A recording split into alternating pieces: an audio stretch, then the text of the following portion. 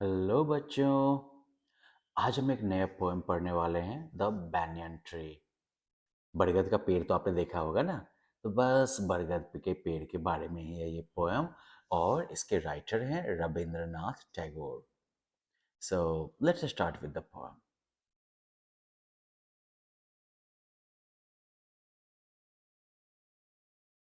O you shaggy headed banyan tree. Shaggy मतलब होता है आपस में उलझा उलझा टाइप का होता है ना। जैसे कि बाल में कंघी वंगी नहीं करने पर कैसा हो जाता है आपका बाल, राइट। तो वैसा ही जो है Shaggy headed banyan tree. Banyan tree काफी घना होता है ना।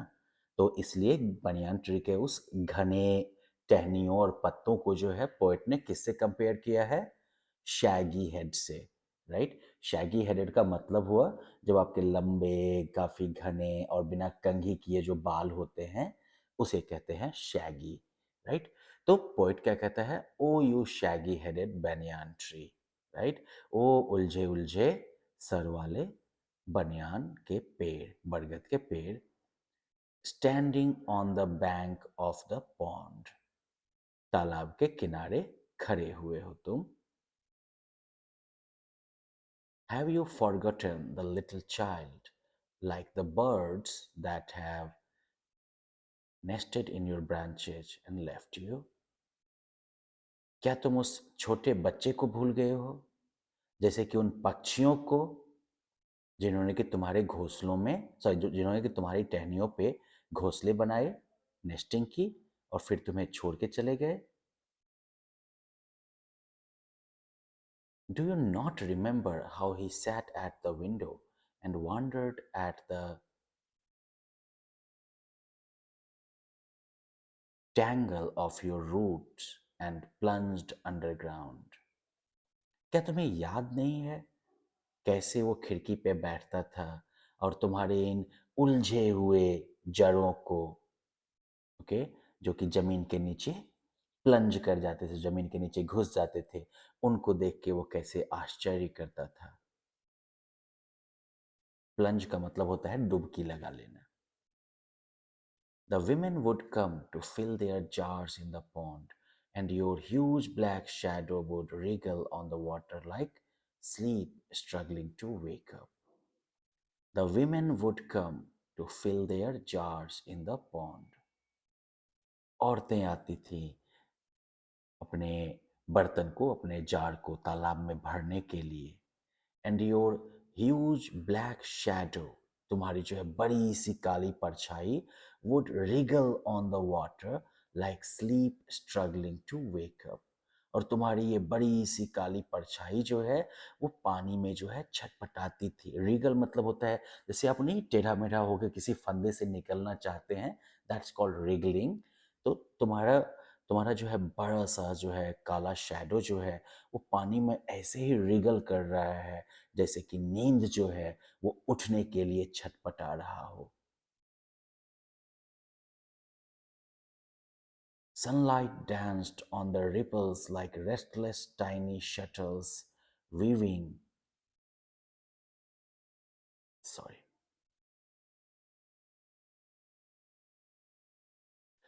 Sunlight danced on the ripples like restless tiny shuttles weaving golden tapestry. पानी में जो हल्की हल्की सी लहरें टाइप की पैदा होती है ना, पानी में ध्यान से देखिएगा, हवा वगैरह चलने पर जो है हल्का हल्का सा पानी का सरफेस जो है वो ऊपर नीचे होने लगता है, राइट। उसी को कहते हैं रिपल्स। और उन रिपल्स पर जो है सूरज की किरणें जो हैं वो अलग तरीके से चमकती हैं। तो उसी को पोइट यहाँ पर डिस्क्राइब कर रहा है। Sunlight danced on the ripples like restless tiny shuttles. सूरज की रोशनी जो है, सूरज की किरणें जो हैं वो उन रिपल्स पर डांस करती थी जैसे कि रेस्टलेस छोटे छोटे शटल्स जो हैं वो सुनहरी टेपेस्ट्री बुन रहे हों। शटल्स जो होते थे पहले, वीवर वगैरह जो होते थे ना, बुनकर वगैरह, वो जो धागा बुनने की मशीन रखते थे उस मशीन में ये शटल्स लगे होते थे, ठीक है।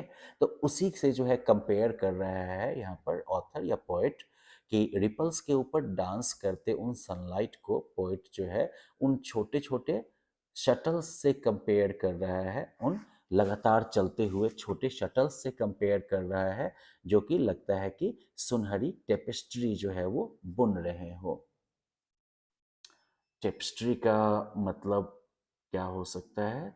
तो टेपेस्ट्री जो है ये कालीन वगैरह सब का जो है टाइप कह सकते हैं आप इसको। मोटा सा जो है टेक्सटाइल का फैब्रिक जिस पर कि कोई पिक्चर या डिजाइन वगैरह बना होता है, तो उसे टेप्स्ट्री कहते हैं। ठीक है ना? तो कालीन वगैरह में भी आपको जो है इस तरह की टेप्स्ट्री देखने को मिल सकती है। इसके अलावा जो है पर्दे वगैरह में भी देखने को मिल सकती है। तो पोइट यहाँ पर जो है उस सनलाइट रिपल्स पर डांस करते सनलाइट को जो है उन शटल्स से कंपेयर कर रहा है, जो कि सुनहरी टेपेस्ट्री बुनने का काम करती हैं। Two ducks swam by the weedy margin above their shadows, and the child would sit still and think. दो डक जो हैं वो उस झाड़ी से भरे हुए किनारे से जो है तैरे above their margin above their shadows, अपने शैडोज के ऊपर, क्योंकि डक ऊपर है तो शैडोज का किधर बन रहा है? नीचे ना।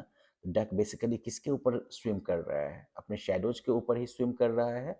तो जो दो डक्स हैं वो झाड़ी वाले किनारे के पास से अपनी परछाई के ऊपर जो है तैरते थे। And the child would sit still and think, और बच्चा जो है वो बिल्कुल शांत होकर बैठता और सोचता। He longed to be the wind and blow through your resting branches, to be your shadow and lengthen with the day on the water. Long for something, किसी चीज के लिए लॉन्गिंग होने का मतलब होता है किसी चीज के लिए काफी ज्यादा इच्छुक होना, किसी चीज के लिए कह सकते हैं कि तड़पना, है ना? तो वो जो है तड़पता था, वो दिल से चाहता था हवा बन जाना। And blow through your resting branches, और तुम्हारे उन शांत टहनियों से होके बहना। टू बी योर शैडो, वो बनना चाहता था तुम्हारी परछाई। And lengthen with the day on the water, और समय के दिन के प्रोग्रेस के साथ जो है पानी पर वो लंबा होना चाहता था। परछाई के बारे में पता है ना आपको कि दोपहर के बाद जैसे जैसे दिन आगे बढ़ता है परछाइयाँ बड़ी होती जाती है ना। तो वही पोइट कहता है कि वो बच्चा जो है वो हवा बनना चाहता था और तुम्हारे उन शांत टहनियों से होकर बहना चाहता था। वो जो है तुम्हारी परछाई बनना चाहता था और दिन के साथ जो है पानी पर वो लंबा होना चाहता था। To be a bird and perch on your top most twig, वो चाहता था पक्षी बनना और तुम्हारी सबसे ऊंची वाली टहनी पर जाकर बैठ जाना। ट्विग मतलब डाली। And to float like those ducks among the weeds and shadows, और उन दो डक्स की तरह वो फ्लोट करना चाहता था, तैरना चाहता था उन झाड़ियों में और परछाइयों में। So well this is the poem, right? यहाँ पर जो है बैनियन ट्री, बेसिकली बच्चा जो है वो बैनियन ट्री से बात कर रहा है, और वो सॉरी पोइट जो है वो बैनियन ट्री से बात कर रहा है और वो बैनियन ट्री से पूछ रहा है कि क्या उसे वो बच्चा याद है। शायद ये पोइट जो है वो उस बच्चे का ही ग्रोन अप वर्जन है, वो बच्चा ही अब बड़ा हो गया है और वो पोएम लिख रहा है और वो उस बनियान ट्री से अब पूछ रहा है कि क्या तुम्हें वो बच्चा याद है। लेकिन बनियान ट्री से उस बच्चे के बारे में पूछने के क्रम में पोइट जो है वो कहीं ना कहीं अपने बचपन को भी याद कर रहा है ना? बनियान ट्री के साथ उसका जो यूनिक रिलेशन था वो उसे भी याद कर रहा है। So I hope you have understood this poem. It's really beautiful poem. आप इसके रिसाइटल की प्रैक्टिस करिएगा, और अगर समझने में कहीं दिक्कत हो you can go through the video again. Okay, thank you.